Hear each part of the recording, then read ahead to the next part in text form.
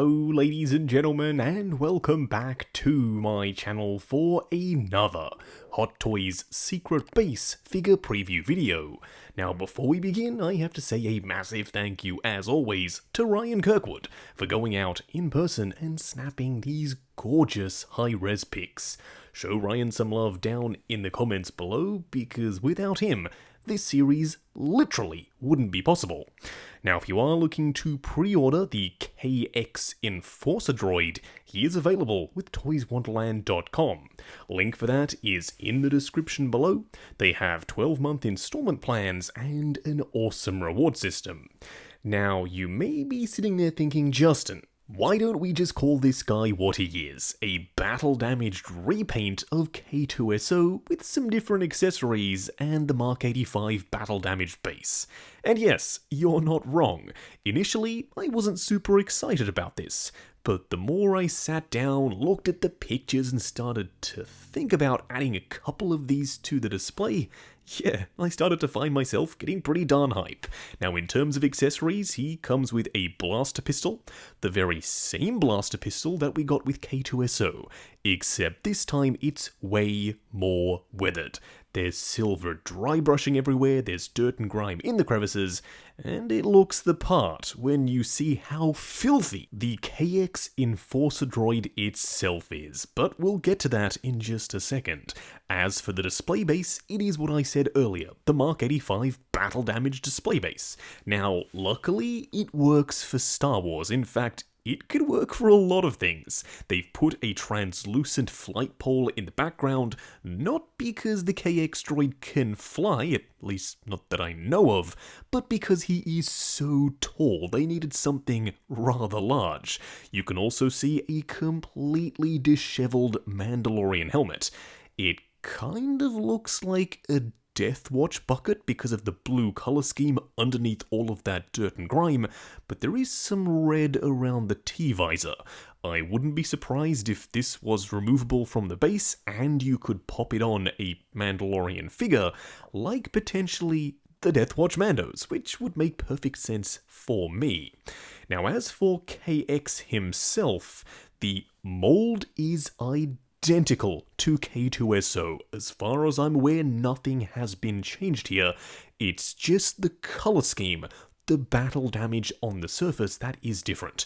But I'm perfectly fine with that. For those of you out there who missed out on K2SO, this is your moment. Seize the day. Go ahead and pick yourself up a KX Enforcer Droid, or maybe even a few of them, and now you can finally add one to your Rogue One display, as well as potentially your Book of Boba Fett collection.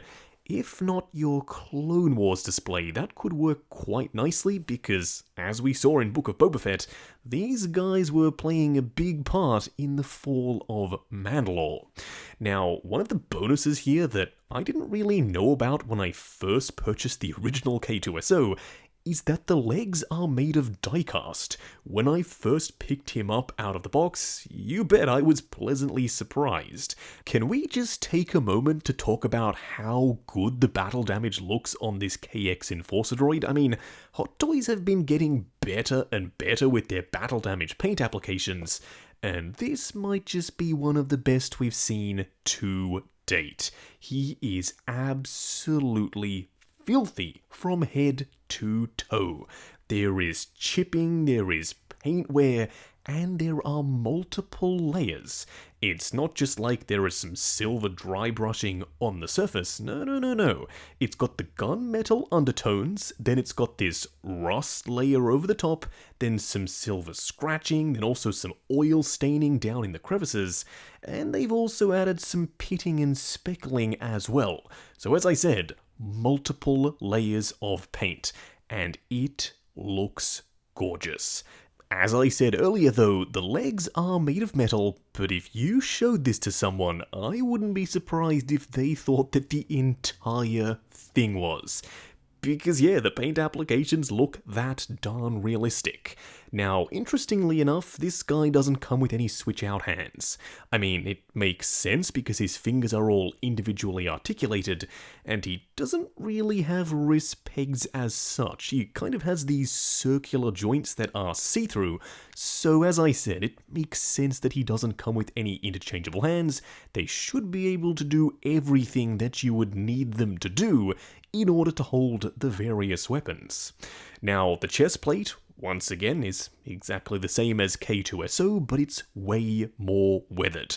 I am curious, let me know down in the comments below, which look do you prefer? The relatively clean look of K2 or this absolutely filthy, dirty, grimy, battle-damaged KX Enforcer droid? I'm leaning towards the latter just because I'm a sucker for great paint applications and great detail, and this guy has it in spades.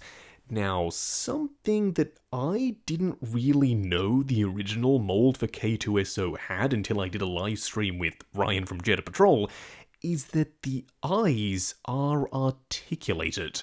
We will get into that though in just a second, but it caught me completely by surprise. I had to go and check my original Hot Toys K2, and yes, they absolutely are. You can also see the Imperial cog up on his shoulder there. I'm pretty sure it is present on both sides, but I could be wrong. Honestly though, these guys were based off just that very brief clip that we saw them in Book of Boba Fett, but I was expecting if we were ever going to get another opportunity to pick up a KX droid in this instance, I would have thought for sure Hot Toys were going to do a Jedi Fallen Order line.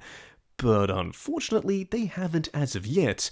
Now that they are showing that they are able to reuse this mold, I wouldn't be surprised if they ever eventually do decide to do Fallen Order that we'd get a few more of these guys, because of course you do get to slice and dice them in the game. You also have some antenna on the back of the backpack, which was also present on K2. Now, those joints in the arms are super accurate, but some people have said they do get a little bit loose over time. Luckily, I've had no issues with mine, but I guess because of the design, it kind of makes sense. It is a hollow joint after all. Some of them are ratchets and some of them are friction joints. It just depends on where they are in the body. But nevertheless, as I said, mine is perfectly stable, so who knows, maybe they've made some improvements with this new guy. Now, along with the blaster pistol, you also get an E22. It might just be my favourite blaster design in all of Star Wars. I don't know what I love about it, but it looks really cool. The double-barreled look, the big stock around the back, but it still very clearly is based off the E11, a classic Stormtrooper blaster. Now, these were introduced in Rogue One, so as far as I'm aware, they weren't seen in the original trilogy, but I'm perfectly fine with that. These blasters are great. I would have loved for these KX Enforcer droids to be holding one on either side, just like Terminator and the Endoskeletons. I understand that it might have been a little bit on the nose, seeing as they were already kind of hinting at a Terminator-esque sequence there, but it would have been a really nice touch.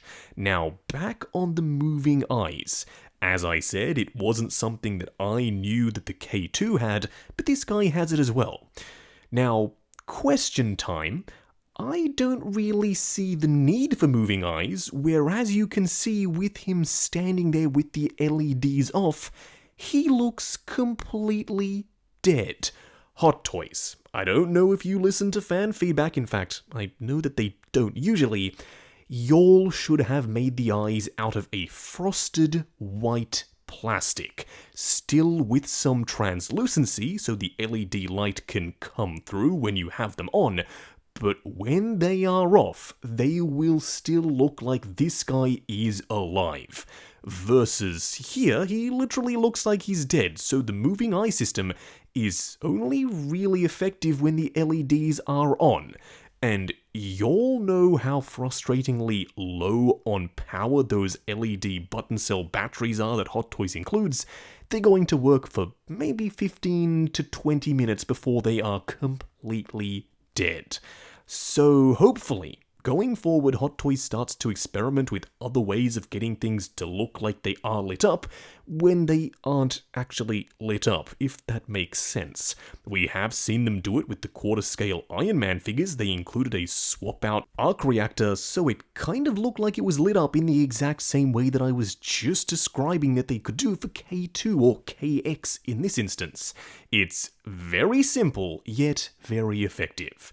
Whenever I look over at my Iron Man shelf because I don't have everything wired up, they all look completely dead, which isn't a great look. Hopefully, as I said a couple of times now, going forward, Hot Toys, surely you can figure something out. At the end of the day though, I'm still pretty hyped for this guy. I'm going to at least get 2. Maybe even a 3rd if I find myself lacking on some taller Star Wars characters to put in the background. Now I'm going to get mine from toyswonderland.com. Link for that is in the description below. They have 12-month installment plans and an awesome reward system. While you're down there, check out the link to 6 Scale Network, the Facebook group. Come along, chat figures, share photos of your collection. And of course, see what's coming up next on the channel. Like, comment, and subscribe, and we'll catch you in the next video.